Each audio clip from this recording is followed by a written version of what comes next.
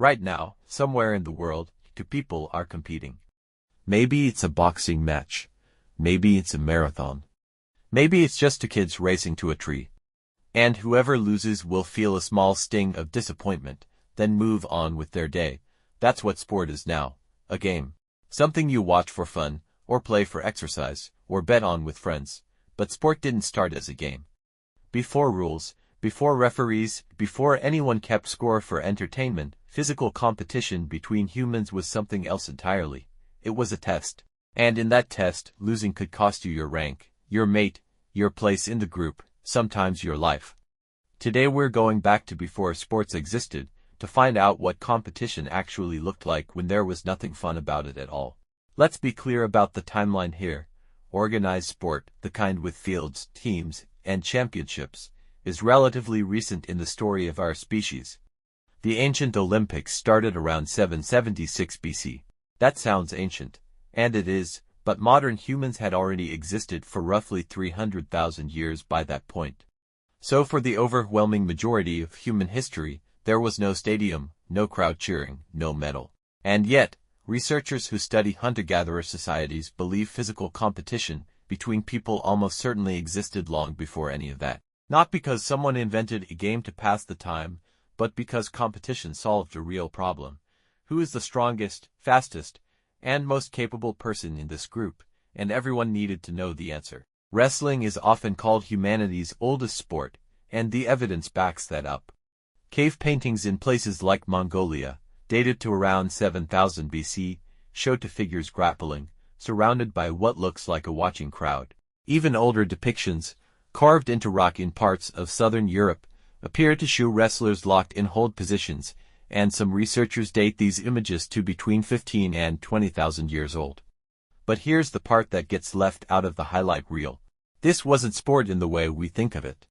In a small hunter-gatherer band, wrestling matches likely settled real questions. Who leads the hunt? Who gets first access to food during scarcity? Who a potential partner should choose? Losing a wrestling match in that context wasn't just embarrassing. It could mean losing status permanently in a group you couldn't just walk away from. And these weren't matches with weight classes or safety rules. Broken fingers, dislocated joints, and serious injuries were a normal outcome. There were no medics on the sideline. An injury from a wrestling match could mean weeks of reduced ability to hunt or gather, at a time when reduced ability could be the difference between eating and starving.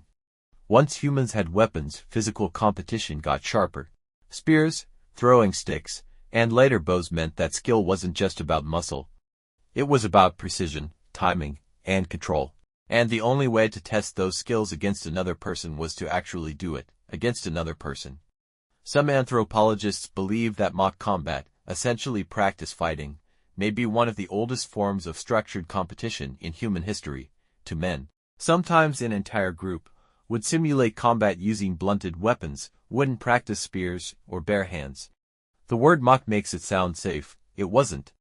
In a world without hospitals, a blow that landed wrong, a joint bent too far, a fall onto hard ground, could cause an injury with no real treatment available. Historical and ethnographic accounts of similar practices in more recent tribal societies describe broken bones, concussive injuries, and permanent damage as accepted risks of training.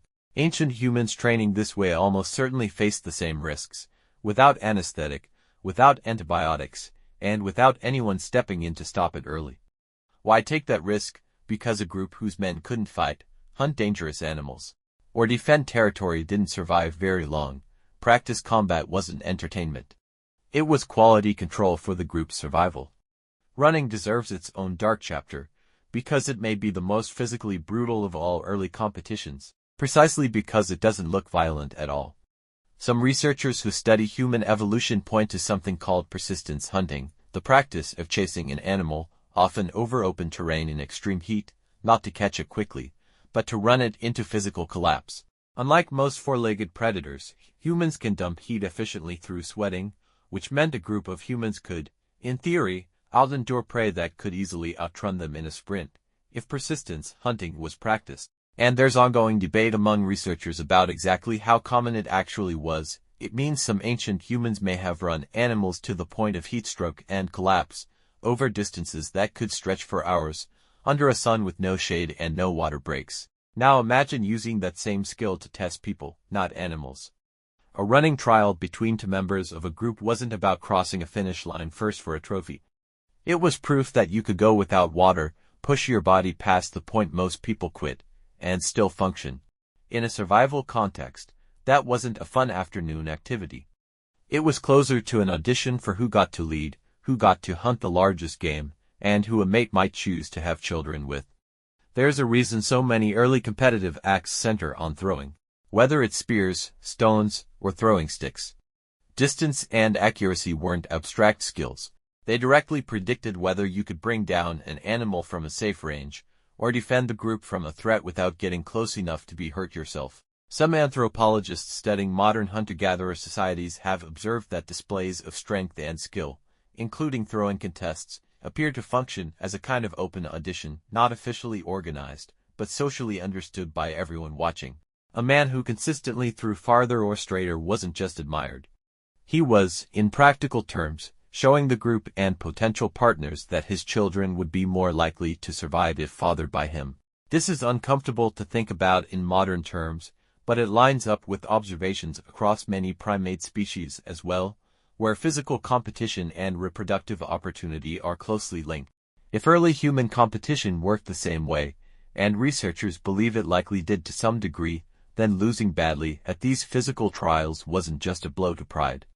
It may have meant fewer opportunities to pass on your genes at all. Eventually, something shifted. Instead of competition existing purely to determine the most capable individual, some groups began performing physical contests in front of the whole community, deliberately, as an event. This is the first hint of what we'd recognize as sport. Archaeological evidence from ancient Mesoamerica shows something remarkable. A ball game, played with a solid rubber ball on purpose-built courts, dating back potentially as far as 3,000 years. Stone rings, sloped walls, and carved imagery of players wearing protective gear have been found across ruins in modern-day Mexico and Central America. Here's the part that should make you uncomfortable. Historical evidence from later periods of this same tradition, closer to the era of Spanish contact, suggests that in some cases, the losing team, or a representative of it, could be ritually killed as an offering. Scholars still debate how widespread this practice actually was, and it likely varied significantly by region, era, and specific culture, so we should be careful not to treat every version of this game as a death match. But the fact that this is even a documented possibility tells you something. This sport wasn't separate from life and death, it was sometimes a direct extension of it. If you connect all of this together, a clear pattern emerges. What we now call sport began as something with real, physical stakes, rank, survival, reproduction, and sometimes literal life and death. Over thousands of years, humans didn't invent competition. We simply built walls, rules, and rituals around a behavior that already existed, slowly draining the danger out of it, 1 century at a time. Even now, remnants of that original brutality remain closer to the surface than people realize. Combat sports still carry real risk of serious injury. Extreme endurance events still push the body to genuine physiological limits, occasionally with fatal outcomes. The stakes have been dramatically reduced compared to our ancestors, but they were never fully removed. The next time you watch two athletes compete, whether it's a boxing match, a marathon, or two kids racing across a park, remember what you're actually looking at. It isn't a modern invention. It's an ancient survival test, softened by rules, cushioned by safety equipment, and stripped of its original stakes, but not stripped of its origin. For hundreds of thousands of years, physical competition between humans decided who ate, who led, and who got to have children. Today it decides who gets a trophy. The instinct never left us. We just gave it better boundaries.